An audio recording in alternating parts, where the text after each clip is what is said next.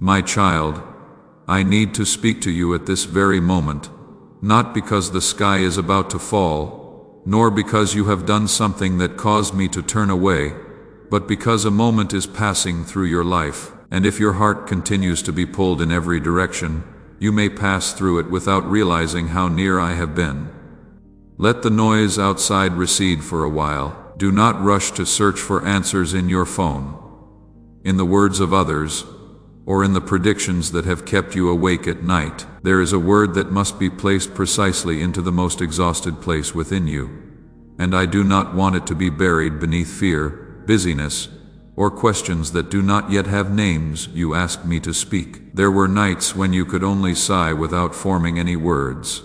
Yet I understood even what you could not express today. I am not answering you with a vague sign. I am calling directly into the part of you that you have tried to keep hidden, because what is about to unfold within you must begin with your hearing this clearly. If these words have already touched something in you, like this video, and leave a comment telling me you are listening, so I know you are here. I have never left the house of your life, even though some of its rooms have remained dark for far too long. You have looked at closed doors, and assumed that the silence behind them was proof that I was no longer working. You have stood in the hallway of your own life, holding unresolved things in your arms, staring toward a place from which no answer came, and wondering whether I had forgotten the key. But you did not know that there are doors I do not open through force. I strengthen the hinges, repair the foundation, clear the room beyond them, and place the right person, the right timing, and the right words into position before I place the handle in your hand. What you call delay is sometimes quiet preparation. What you call absence is sometimes the season in which I am doing my deepest work. I have not abandoned you before a wall. I am protecting you from entering a place that is not yet ready to hold what you carry. And even now, a door has begun to move, not loudly or dramatically, but enough for light to pass through a crack where you once saw only darkness. I know you are tired of promises that sound beautiful, but have not yet touched reality. You do not need another sentence that lifts your emotions off for a few minutes only to leave you carrying the same burden afterward. That is why I do not speak to you as someone standing far away and looking down. I speak as the one who has walked through every room where you cried, every place where you sat in silence, so that no one would know you were about to break. And every morning when you still rose, even though something within you no longer wanted to begin again. I saw how you said you were fine so that others would not worry. I saw you check a message again and again, replay a sentence in your mind, blame yourself for believing, and then blame yourself again because you could not stop hoping. I saw you trying to work, trying to care for everyone, and trying to maintain the rhythm of an ordinary life while a part of you kept asking, when will it finally be my turn to have peace? I do not dismiss that question. I do not condemn you for being weary, but I have come to keep you from turning a difficult season into the final definition of your life. There is a difference between being in one dark room and believing that the entire house has lost its light. For many days you have confused these two things. A power failure in one area does not mean every wire has been cut. A closed window does not mean the dawn has been cancelled. One person leaving does not mean love has left the world. One broken plan does not mean your future has been taken from you. I am correcting the way you interpret signs. You have seen delay as rejection, silence as abandonment, and exhaustion as failure. But I see someone who is still standing, still praying, even when the prayer has become no more than a breath, and still choosing not to hurt others, even while carrying pain. You think you are weak because you have not moved quickly. I see strength in the fact that you have not given up. You think you have lost your way. I see you being led along a longer road so that you may avoid a place that was never meant for you. At this very moment, I am placing peace around your mind like strong walls surrounding a house. I am not doing this so that you can hide from life, but so that you can see clearly without fear distorting everything before you. There is news you have not yet received. There are decisions others have not yet spoken aloud. There are matters that remain unresolved, but your safety is not determined by a phone call. an outcome, a door, or a person who is hesitating. You belong to me before anyone chose you, and you still belong to me even when the person you have been waiting for does not know how to value what stands before them. Listen carefully. You are not standing outside in the middle of a storm without shelter. There, I have covered your life with a presence your eyes cannot measure. Some things were stopped before they reached your door. Some poisonous words lost their power before they found a place in your heart. Some plans that appeared capable of bringing you down were redirected in places you could not see. I know this is difficult to hear while your heart is still attached. You have held on to an old key even though the lock was changed long ago. You still try that key in doors that once rejected you, not because you lack wisdom, but because you want to believe that this time things might be different. I understand that desire. I do not mock the part of you that still hopes, but hope does not mean returning to every place merely because it once called your name. Love does not require you to remain forever outside a door that is never opened from within. Loyalty does not mean continually giving power to what drains you. I am teaching you a new form of obedience, not running after what is familiar simply because it makes you feel less lonely for a moment. There are things I removed from your hands because they cannot cross the new threshold with you. If you continue holding them as proof that you were once needed, your hands will have no room to receive what I am bringing. What I am preparing is not merely an outward change. I will not simply alter your circumstances and allow you to enter them carrying every old fear unchanged. I am repairing the house from within. I am touching the place where you have always waited for someone else to confirm that you have value. I am removing the nails of the past from the walls of your mind, where you hung every rejection as though it were an accurate portrait of who you are. I am opening windows in the part of you that has been suffocated by comparison, self-blame, and the feeling that you must constantly prove yourself. You do not need to make yourself smaller in order to remain in someone's life. You do not have to appear strong at every moment in order to be worthy of love. You do not need to become the most agreeable version of yourself in order to avoid abandonment. I did not create you to be a guest who must ask permission to sit in your own life. You are the one entrusted with caring for that house, and it is time for you to stop handing its keys to people who only know how to enter, create disorder, and then leave. You may have lived with tension for so long that peace now makes you feel uneasy. When nothing is happening, you begin to imagine that something bad is coming. When someone treats you kindly, you search for evidence that they will change. When an opportunity opens, you immediately think about how it might collapse. You call this being careful, but often, it is only pain wearing armor. I do not blame you for learning how to defend yourself. There were seasons when you had to recognize danger quickly. There were times when your intuition helped you avoid further harm. But what once protected you in one season can become a wall that prevents you from receiving in the next. I am not asking you to abandon discernment. I am teaching you to distinguish discernment from panic. Discernment speaks slowly and clearly, and it does not make you lose yourself. Panic pressures you, exaggerates everything, and makes you react before the truth has time to appear. Therefore, this is what I need to tell you now. Do not make decisions from a room that is burning only in your imagination. Do not unbreak down a door, merely because you are afraid it may close.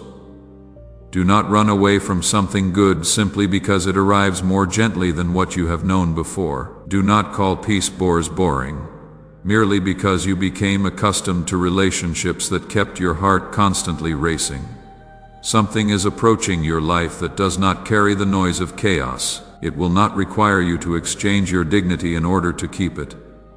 It will not force you to wonder every day whether you are still being chosen. It will make room for your questions, respect your time, and refuse to use silence as punishment. I am not saying everything will be perfect. I am saying that what belongs to me does not require darkness in order to maintain its power. It can stand in the light. It can endure the truth. It can allow you to breathe. I am not asking you to take one enormous step in order to prove your faith. Sometimes, a step of faith is simply getting a full night of sleep, instead of staying awake to watch over something you cannot control. Sometimes it is choosing not to send another message to force an answer. Sometimes it is turning off the screen, leaving the room, drinking a glass of water, and allowing your body to understand that it no longer has to live in a state of alarm. Sometimes it is saying no without writing a long defense of your decision. Sometimes it is receiving help without feeling indebted. Sometimes it is returning to the small task you left unfinished, because the future is not built only through great moments. Its foundation is laid through quiet choices for which no one applauds. I am present in those small things. I am not present only at miraculous doors. I am in every brick you put back into place, every morning when you refuse to abandon yourself, and every time you choose the truth instead of a story written by fear. I am watering places you cannot see. I am softening the parts of you that disappointment has made hard. I am bringing necessary things closer together, according to an order you cannot force. Some people must mature. Some truths must be revealed. Some habits within you must change, so that when what you have prayed for arrives, you do not unintentionally destroy it through old defenses. A deeper foundation must be laid, because a great gift cannot stand on ground that has been leveled only by temporary emotion. I am not delaying in order to hurt you. I build slowly in places that are meant to endure. I do not want to give you a beautiful room whose walls cannot withstand the first rain in. I want what comes to you to have a place where it can remain, and that requires more than circumstances being ready. It also requires readiness within you, the ability to receive without panicking, the ability to preserve peace without creating chaos, and the ability to accept love without constantly setting whether is going to leave. There is a part of you that has grown accustomed to rescuing yourself. You predict in advance, prepare in advance, carry burdens in advance, apologize in advance, and leave in advance. You believe that if you act before the pain arrives, you will not be caught by surprise. But living this way keeps you standing forever at the doorway, never truly entering the room. You can be in a good moment while your mind is still searching for an escape route. You can be loved while your heart is already preparing for the day you will be left behind. You can receive an opportunity while secretly planning for failure, so that disappointment will hurt less. I see this. I understand where it came from. But you cannot build a future with bricks taken from a house that has already collapsed. I am giving you new materials, truth, boundaries, patience, the ability to wait for consistent actions, and the courage not to over-explain what you already know is right. These things may appear less dramatic, but they are the foundation of the peace you have asked for. Listen as I speak to you about tomorrow. Tomorrow is not an empty room into which every terrible thing can rush. I am already there before you. I do not stand outside time and watch you struggle to manage everything alone. I go before you, straightening the paths you cannot yet see, placing light around the bend, and closing roots that would pull you back toward what is old. This does not mean you will never encounter surprises. It means no surprise can cause me to lose control. You may receive news that makes your heart tremble, but you will not fall out of my hands. You may have to adjust a plan, but my purpose will not dissolve because of it. You may hear words that are not what you hoped for, but the final word about your value does not rest in another person's mouth. Let tonight be the night when you stop rehearsing disasters. Sleep is not carelessness. Sometimes sleep is an act of surrender. You close the door, turn off the light, and declare with your entire body that I am still working when you are no longer awake to control things. I am teaching you to protect the house without turning it into a fortress. A boundary is not a wall that buries love alive. It is a door with hinges and a lock, knowing when to open, when to close, and who may be allowed to enter more deeply. You once believed that in order to prove you had a good heart, you had to remain constantly available, endlessly understanding, and always willing to offer one more chance. But love does not require you to betray the truth. Mercy does not ask you to deny consequences, or someone who continually chooses what causes you pain. I want you to be gentle without being easy to manipulate, generous without forgetting yourself, and forgiving without returning to live in the same room that once suffocated you. This is the maturity you prayed for, even though when it arrives it may look like loss. Some people will call your boundaries cold because they were accustomed to you having no limits. Do not use their reaction to measure whether what I am teaching you is right. You are entering a season in which it is no longer appropriate to beg for fragments of what you were meant to receive in fullness. You have stood outside the door for too long, celebrating merely because someone opened it a crack. You learned to be grateful for the bare minimum because you feared that asking for clarity would cause you to lose everything. But I am not leading you into arrogance. I am leading you out of a hunger that caused you to mistake anything offered to you for nourishment. When someone truly wants to be present, you do not have to continually decipher them. When an opportunity is truly aligned with you, it may require effort, but it will not demand that you abandon your conscience. When a door comes from me, it will not require you to become someone else in order to fit within its frame. It may stretch you into growth, but it will not make you disappear. It may challenge you, but it will not use chaos to rule over you. Remember these signs. You will need them, because not everything that returns is something I am restoring. Something from the past may knock at your door when you begin to experience greater peace. It may come through a familiar voice, a delayed apology, an opportunity that resembles something you once prayed for, or a feeling of longing so powerful that you mistake it for confirmation. I am not telling you this to make you afraid. I am telling you so that you remain awake. Old things often return when they sense that they no longer control you. They do not always wear a frightening face. Sometimes they carry revised promises, a gentler attitude, or the exact words you waited a long time to hear. But do not judge change only by words spoken in a single moment. Look at the foundation. Look for consistency. Watch how that person responds when you ask questions, when you need time, and when you do not immediately open the door. What is genuine does not fear, Islet. What has truly matured does not pressure you to forget the past before trust has been rebuilt. Let this reach even deeper. I am not concerned only with whether you receive something good. I care about whether you become someone capable of keeping what is good without abandoning yourself. A gift cannot heal the habit of constant suspicion. A new door does not automatically erase the ways you once ran away. A kind person cannot complete the healing work that you must agree to enter. I will help you, but I will not force you to live differently while you continue clinging to every old pattern. You must participate in what I am building. You must choose rest when your body tells you it is tired. You must speak honestly when something makes you uneasy. You must stop calling self-betrayal sacrifice. You must learn to endure the empty space between releasing what is old and receiving what is new, without rushing to fill it with just anyone.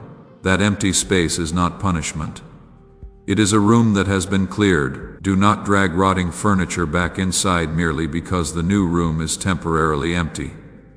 Now look back upon the road, not through the eyes of shame but through the eyes of understanding. You did the best you knew how to do with the level of healing you possessed at the time. You stayed for a long time because you believed the promises. You forgave repeatedly because you wanted to love as I love. You remained silent because you had not yet learned how to protect your voice. You returned because loneliness made the old door look like home. I am not standing here to condemn the former version of you. I am leading that version of you out of the room. Thank them for surviving, but do not require them to continue leading your future. Someone who survived a storm does not have to build a permanent shelter inside the storm. You can learn without hating yourself.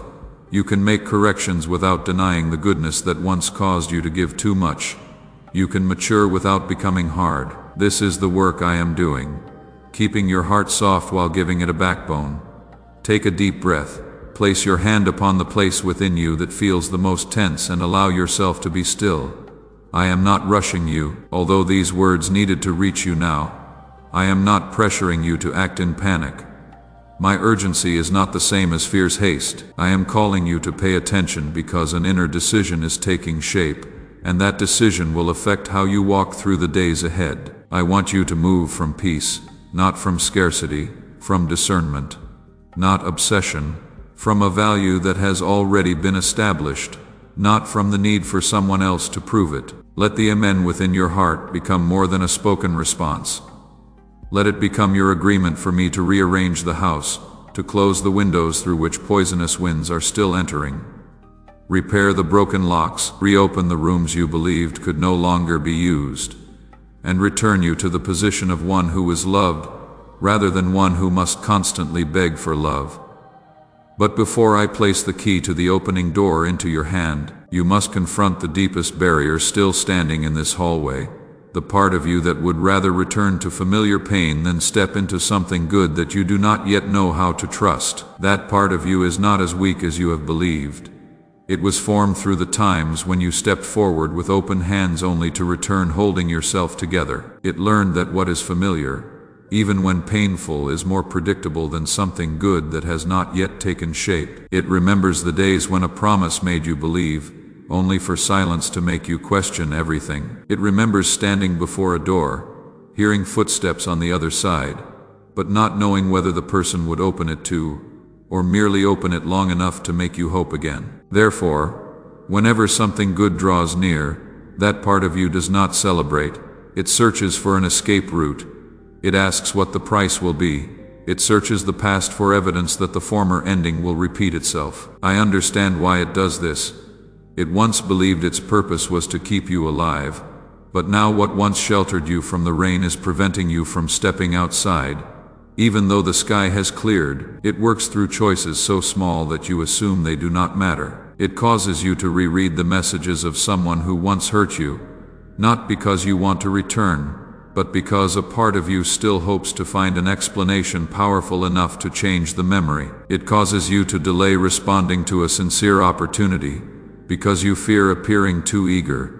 It causes you to hear a compliment and immediately diminish yourself so that no one will think you expect too much. It causes you to establish a boundary and then break it the moment someone appears disappointed. It causes you to test a new person through silence, distance, or questions for which you already have an expected answer, simply to see whether they will leave as the previous person is interested. And each time this happens, the door to the new season does not close because I changed my mind. It is merely obscured by old objects that you have unconsciously dragged back into the hallway. You need to see this without shame. Self-protection does not make you difficult to love.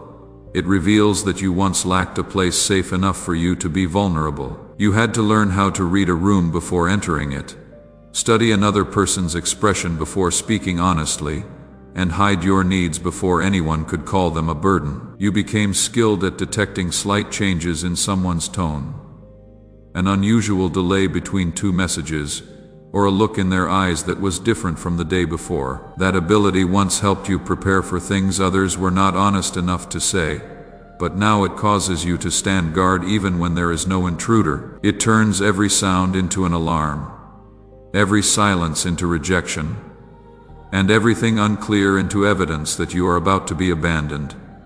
I am not removing your sensitivity, I am simply restoring it to its proper place, so that it serves the truth rather than serving fear.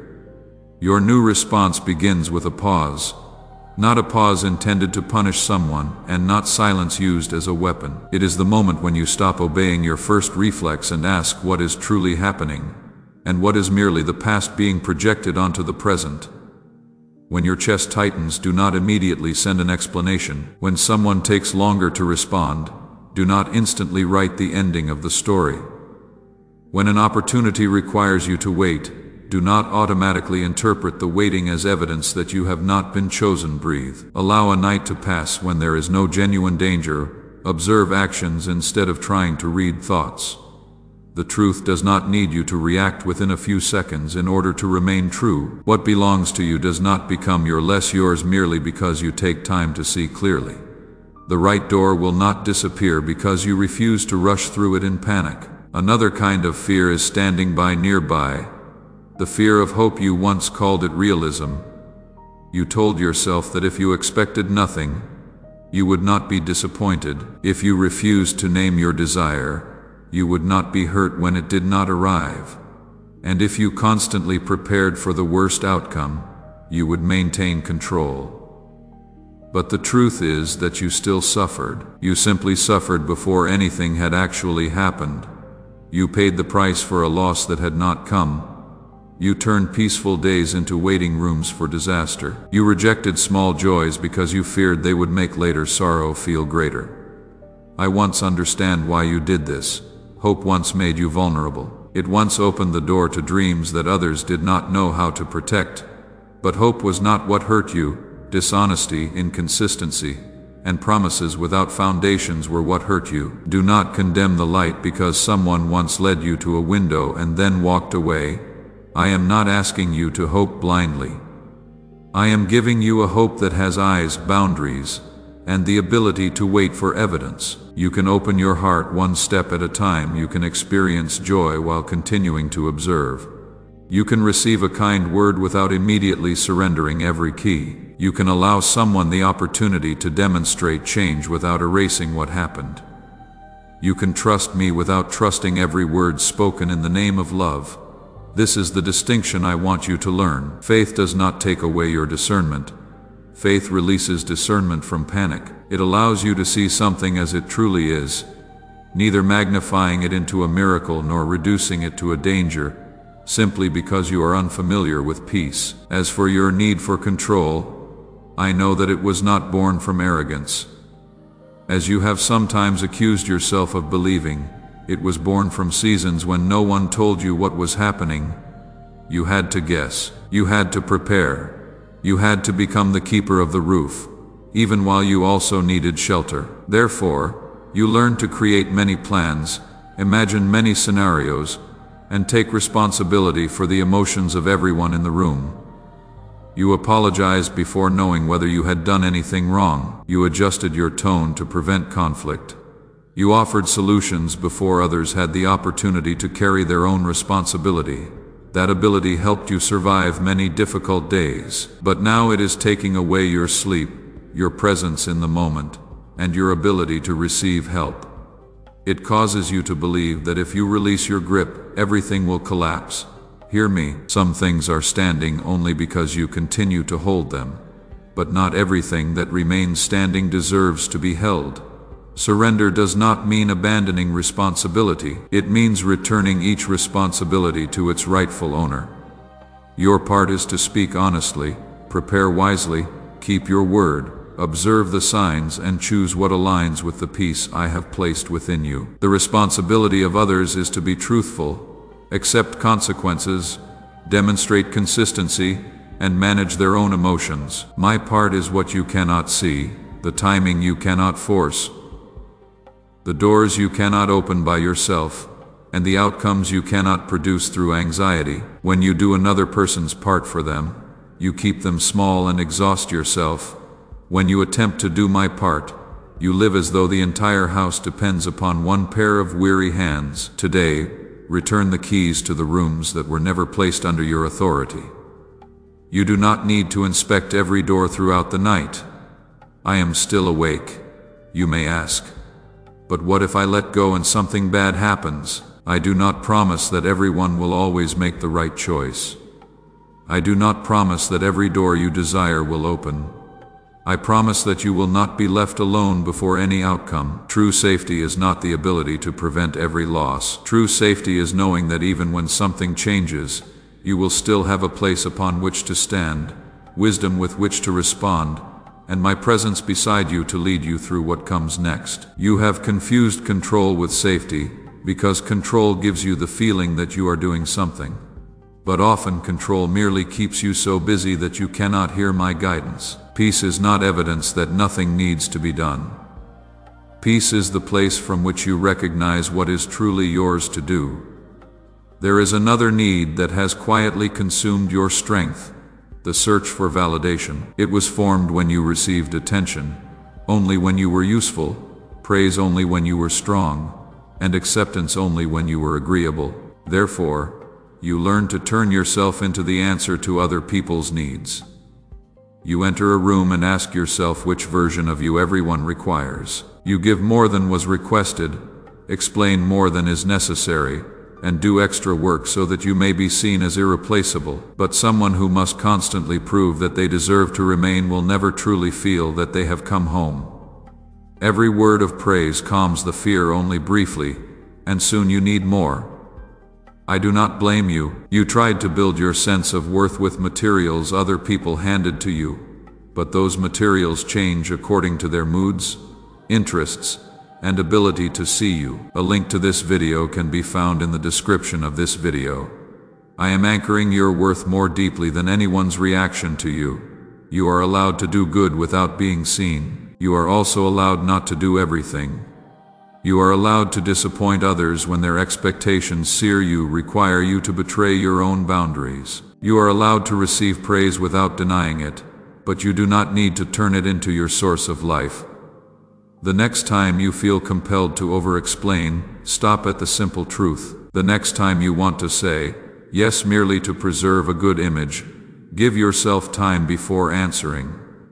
The next time you feel that you must become someone's rescuer, ask whether they have done their part. Each time you refuse to chase approval, another old nail is removed from the wall. That wall will not collapse.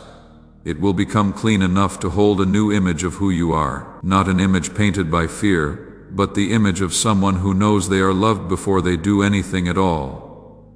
Now, I need you to pay attention to a person or a situation that has been causing your heart to waver. You know what I am touching, even though I have not called it by name. There are moments when you feel that things have changed only for the fog to return immediately afterward. There are words that awaken hope in you, but the actions have not yet laid a foundation. There is closeness, but there is still no clarity. There is care, yet you are still left guessing where you stand. I am not telling you to close the door immediately. Neither am I telling you to hand over the key. I am telling you to observe. What is good can withstand time. Truth can withstand questions. A person whose intentions are upright will not require you to abandon discernment so that they can feel comfortable. Do not hastily call an emotional moment a lasting transformation. Watch how they respond when you are not convenient, when you maintain your boundaries, and when you do not rescue them from the consequences of their choices. That is where the foundation reveals itself. If that person is truly growing, they will not merely ask you to trust them. They will live in a way that gives trust fertile ground in which to grow again. They will not pressure you to forget what happened. They will be humble enough to understand why you need time. They will not use tears, anger, or distance to force you to open the door. They will be willing to remain outside on the porch for a while, not as punishment, but as an act of respect for the home they once disrupted. But if they only miss the feeling of being loved by you, and have not yet learned how to love you, their impatience will soon appear. They will want their former privileges without accepting new responsibilities. You do not need to condemn them. You only need to see clearly. Mercy does not require you to restore their right of entry. Perhaps what is causing you to waver is not a person but an opportunity. It may seem attractive because it promises to bring you out of the waiting quickly. But ask yourself, does it require you to conceal part of the truth? Does it ask you to ignore obvious warning signs? Does it pressure you to decide before you have had time to pray, investigate, and understand the responsibility involved? Urgency is sometimes real, but manipulation always hates the light. What is right for you may require courage, but it will not require you to silence your conscience. I do not lead you through panic.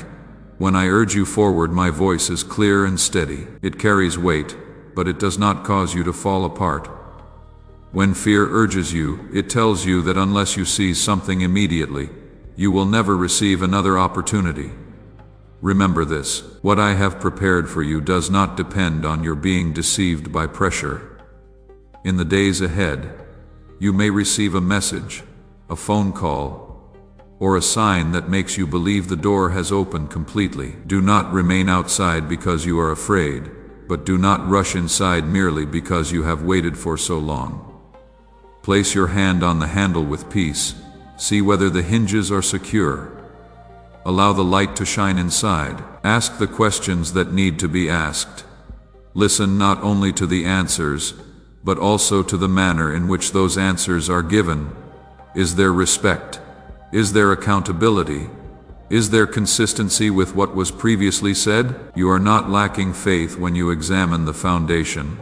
A wise builder does not insult the architect by inspecting the stones. I want you to enter what is good with your eyes open, not with a wound covering your eyes and calling itself trust. I promised you that something was being arranged beyond the reach of your sight. Now I am closing that circle for you. The greatest hidden work has not been merely changing someone's mind, nor has it only been rearranging your circumstances.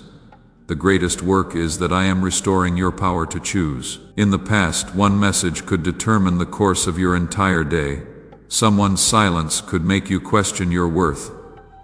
A promise could cause you to overlook every warning sign. A door left slightly open could send you running back. But that power is now fading. You are learning to listen without being swept away, to see without losing yourself, and to love without giving fear the authority to rule you. This is the quiet miracle you may have overlooked. What once controlled you no longer holds the steering wheel as it once did. You will recognize healing not when you no longer remember, but when the memory no longer decides for you. Not when you no longer feel emotion, but when emotion no longer gives you orders. Not when the old door disappears, but when you can walk past it without feeling compelled to knock. One day you will hear that person's name, look back at that place, or remember that season, and you will realize that there is no longer a burning room inside your chest. There may still be a gentle sadness, there may still be unanswered questions, but the pull will be gone. That is not coldness. That is freedom. I do not heal you by erasing your history. I place your history in its proper place so that it becomes your teacher instead of your jailer. You do not need to resolve your entire life tonight. I only want you to stop reopening the trial that I have already closed. Stop summoning the past as a witness against your future. Stop asking people who do not recognize your worth whether you deserve to be loved. Stop using old mistakes as a reason to refuse new responsibilities. You have learned. You have seen. You are no longer the person standing in that room without knowing where the door is. The light has entered. Your hand has found the key. What remains is not for you to wait for an even greater sign. What remains is whether you are willing to use the clarity you have already received. The key I have given you is not only meant to open the door ahead, it also carries the authority to lock the places that are no longer permitted to enter your life in the same old way. Some doors must be closed not in anger but out of respect for what I am building. You do not need to slam them shut. You do not need to stand on the other side and continue arguing. You only need to turn the key and remove your hand from the handle. This may mean that you stop checking, stop responding immediately, stop allowing an apology without change to purchase access to you again. It may mean ending a habit that continually draws your mind back into the fog. It may mean saying nothing more after the truth has already been clearly spoken. Silence after a boundary is not cruelty. It is the space in which consequences are allowed to do their work. For your next step, I am asking only two simple things of you. First, choose one old door that you know. You have quietly continued to leave slightly open and close it through one specific and peaceful action. No grand declaration is necessary. It may simply mean removing a point of access, ending a pattern of checking, standing firmly by a single no, or ceasing to explain what has already been made clear. Then do one small thing to prepare the new room. Complete a task, organize a corner, allow yourself a full night of rest, or speak honestly with someone who is safe.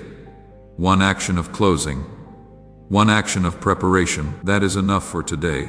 Tonight, when you turn off the lights, do not walk through your mind checking every door. Do not stand at the window imagining all the things that might come. Place the key beside me. The house is not left unattended while you sleep. The people you love do not fall beyond my care simply because you close your eyes. Tomorrow does not require you to stay awake all night in order to be prepared. I am already present in tomorrow. But now you understand something more. I am not only arranging the path, I am also making your feet peaceful enough to walk upon it. And when morning comes, rise not as someone who must search for worth, but as someone who carries worth into every room they enter. Speak more slowly when fear urges you to explain yourself. Wait a little longer when emptiness urges you to make a decision. Walk away when the truth has become clear, even if your emotions have not yet fully caught up. You do not need to feel strong before doing something courageous. You only need to remember who is walking beside you in the hallway, who preserved the roof through the nights when you did not know how, and who placed light beneath the door before you were brave enough to approach it. I am here. I am still here, not as another noise competing with the world, but as the foundation beneath your feet that does not move, not to make every choice for you, but so that you no longer have to choose from a place of abandonment, not to return you to a version of yourself that was never wounded, but to form a version of you that has walked through pain and is no longer ruled by it. Allow this peace to remain. Let it move through every room, touch every door handle, and settle into every place that once trembled with fear. What needed to be said has been said. What needed to be opened has begun to open. What needs to be closed, you already know its name. Now you do not need to run. You do not need to prove yourself. You do not need to keep knocking on doors that have already answered you through their inconsistency. Remain in the light that is sufficient for this step. Do the simple thing that is before you. I will reveal the rest at the appointed time. Amen. And when your hand touches the door of a new day, you will no longer ask whether someone on the other side will choose you. You will walk through with the clear understanding that I have chosen you, that I have taught you to choose truth, and that from this moment forward no room is worthy of your presence if entering it requires you to leave yourself behind at the threshold. If this word reached the exact room in your heart that needed it tonight, like this video, share it with someone who is still standing in their own hallway, waiting for a door to open, and leave a comment below so this word can find the next person who needs it.